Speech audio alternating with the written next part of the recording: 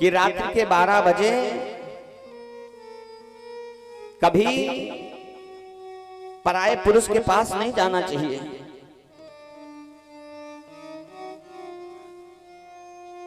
तुम्हें पता है, अब भगवान कृष्ण, श्री कृष्ण कन्हैया कहते हैं कि देवी तुम अपना धर्म जानती हो।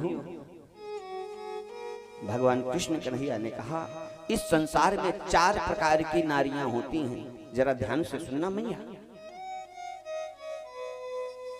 4 प्रकार की नारियां कौन कौन सी होती हैं?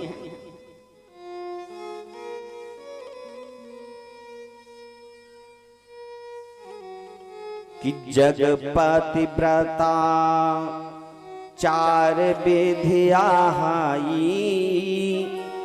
तो वेद पुराण संत सब कहाई।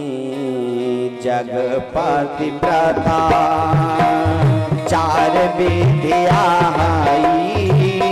वेद पुराण संत सब कहाई।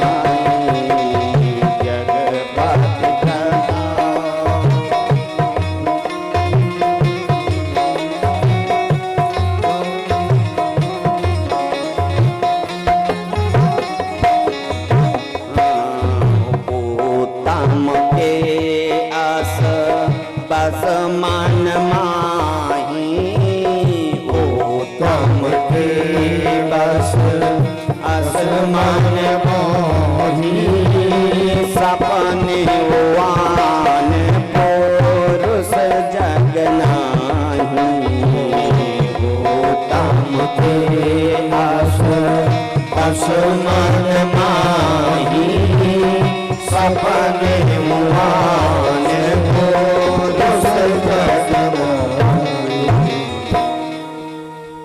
शास्त्र कहता है, संत कहते हैं, वेद कहता है, पुराण कहता है कि इस संसार में 4 प्रकार की नारियां होती हैं। तो उत्तम नारी कौन है?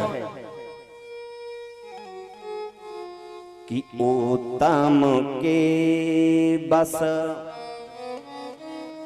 असमान माही। तो सपने आन पुरुष जग नाही। ये उत्तम नारी है, जो नारी स्वप्न में भी पराये पुरुष का दर्शन नहीं करती है, केवल और केवल अपने पति में ही सब कुछ देखती है। ये उत्तम नारी है। भगवान कृष्ण कन्हैया ने कहा, देवियों क्या नारी धर्म तुमको पता है? रात्रि के 12 बजे आ गई और रात के 12 बजे पराये पुरुष के पास आई हूं। दूसरे नंबर की नारी कौन है? कि मध्यम पर पति देखाई कैसे। भ्राता पिता पुत्र निज जैसे। जो मध्यम वर्ग की नारी है, दूसरे नंबर की नारी है ना, वो पराये पुरुष को जरूर देखती है, लेकिन किस तरीके से, किस दृष्टि से? जिस प्रकार से एक भाई को देखती है, या फिर पिता को देखती है, या फिर पुत्र को देखती है।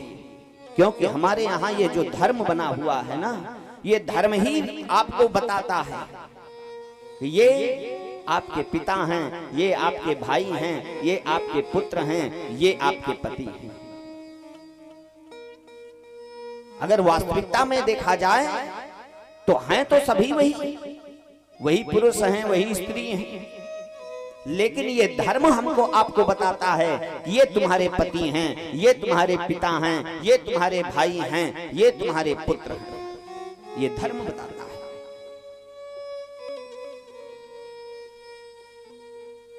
कि धर्म विचार समुझ गोल रहाई। असो नृकिष्ट तिया श्रुति आस कहाई। और तीसरे नंबर की जो नारी है ना, वो धर्म का विचार पराये पति से तो लिपटना चाहती है, लेकिन धर्म का विचार करके मन में संकोच करके अपने घर में ही रहती है। ये तीसरे नंबर की नृकिष्ट नारी है। लेकिन जो चौथे नंबर की नारी है ना, तो जानती हो बहनों कि बिन अवसर भय तेरा जोई, तो जाने वो अधम नारी जग सोई। जिसको ना ये धर्म का पता है, ना परिवार के लज्जा की पता है, ना अपने नाक की पता है, ना पिता के नाक की पता है, ना भाई के और ना पति के नाक की पता है, ऐसी नारी वो निर्लज्ज और अधम नारी मानी भला। और ऐसी जो नारियां होती हैं जो अपने पति को छोड़ करके पराये पति से जाकर के लिपटती हैं ना, केवल एक क्षण के सुख के लिए, शास्त्र कहता है कि क्षण सुख लागी जन्म 7 कोटि। एक क्षण के सुख के लिए 100 करोड़ जन्म तक उसको दुख भोगना पड़ता है। और यही नहीं, जब वो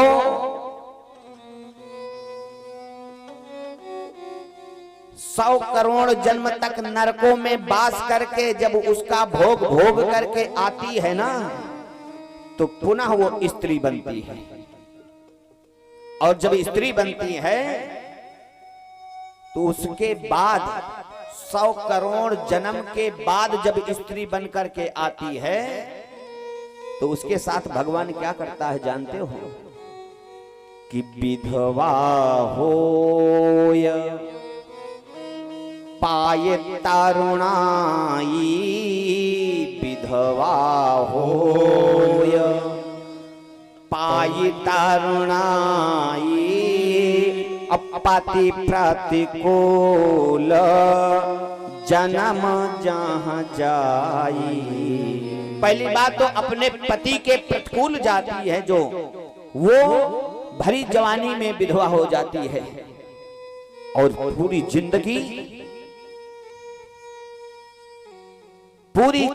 जिंदगी उसको नरक का वास करना पड़ता है। इसलिए शास्त्र कहता है कि आपके माता पिता जिससे आपका हाथ पकड़ा दिया है, पति आपका चाहे जैसे जो भी हो, कि वृद्ध रोग बस जड़ धनहीना, अंध बधिर क्रोधी अति दीन्हा। आपका पति चाहे जैसे हो, वृद्ध हो, रोगी हो, मूर्ख हो, बिना धन के हो, अंधा हो, सुनने की क्षमता ना हो, क्रोधी हो, दीन हो, लेकिन वो आपका पति है। कि ऐसे वो पति कर किए अपमाना, नारी पाओ जम पुर दुख नाना। जो स्त्री अपने पति का अपमान ऐसे पति का भी अपमान अगर कर देती है, तो वो यमराज के यहां बहुत बड़ा दुख पाती है। भगवान कृष्ण कन्हैया कहने लगे, देवी क्या तुझे पता नहीं है कि तुमको रात्रि के अंधेरे में रात्रि के 12 बजे अपने पति को छोड़ करके आई हो? जितनी गोपियां थी ना मैया, आंखों में आंसू भर करके कहने लगी, कह चुके, बोल चुके, जितना बोलना था बोल चुके ना, कृष्ण कन्हैया ने कहा हाँ बोल चुका। कन्हैया मैं अब तुमसे एक प्रश्न करती हूं, उसका उत्तर देना, ध्यान से सुनना। गोपियों ने कहा कृष्ण कन्हैया, एक पति पत्नी थे, बहुत गरीब थे। पति ने विचार किया कि गरीबता से लड़ने के लिए धन की आवश्यकता होगी और धन घर में बैठ करके नहीं मिलेगा। उसकी पत्नी अपने पति से बहुत स्नेह करती थी, बहुत प्रेम करती थी।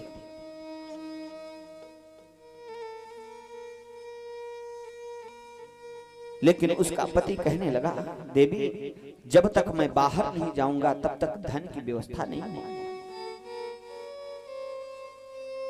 उसकी पत्नी ने कहा कि स्वामी मैं आपके बगैर रहूंगी कैसे।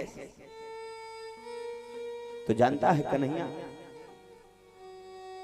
उसके पति ने अपनी ही एक मूर्ति मिट्टी की बनवा करके अपनी पत्नी को दे दिया। देवी ये मैं ही तुम्हारे सामने रहूंगा और जब तक मैं ना आऊं तब तक तू इसकी पूजा करना, इसे ही अपना पति समझना, इसे ही सब कुछ समझना। उसका पति चला गया परदेश, बहुत सारा धन कमाया और नित्य की भांति उसकी धर्म पत्नी सुबह उठे, स्नान आदि करके खूब बढ़िया से षोडशोपचार से अपने मिट्टी वाले पति की पूजा करे। धीरे धीरे करके समय बीता। 20 साल के बाद संदेशा आया कि देवी मैं आ रहा हूं। कन्हैया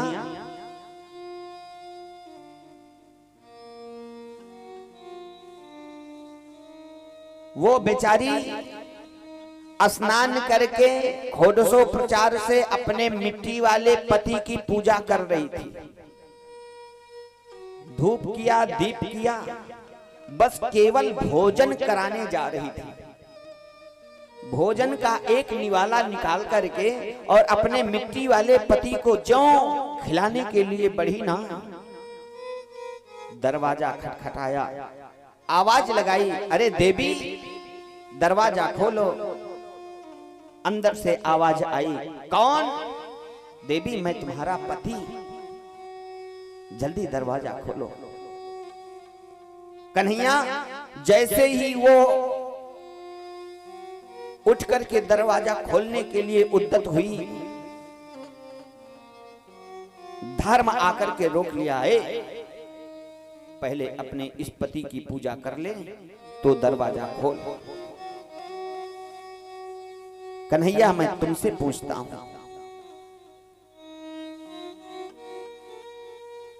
उसको क्या करना चाहिए?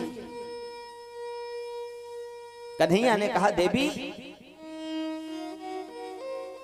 जब उसका वास्तविक पति आ गया है तो उस मिट्टी वाले पति की पूजा करके क्या फायदा? उसका तो धर्म है कि वो उठ करके सीधे जा करके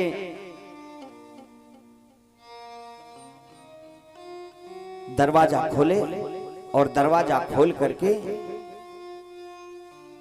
अपने वास्तविक पति का दर्शन करे, उसका अभिवादन करे। तो गोपियों ने कहा, बस कन्हैया उत्तर मिल गया। जिस पति की तुम बात कर रहे हो सारे के सारे मिट्टी वाले पति हैं महाराज। पति तो केवल एक है और वो हो तुम। क्योंकि एक बार मीरा वृंदावन गई,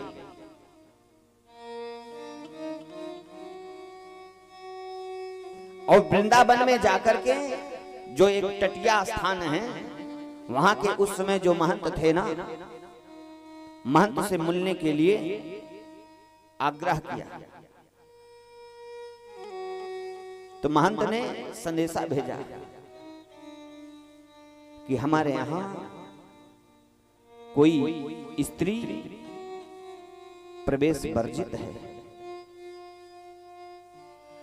मीरा ठहाके मार के हंसने लगी।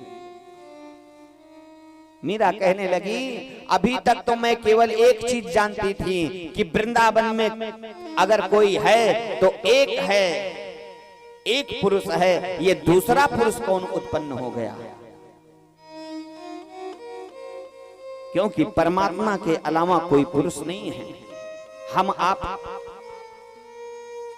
बाहरी आवरण से भले स्त्री और पुरुष हैं, बाकी भगवान के यहाँ तो वनली सोल, वनली एक आत्मा है।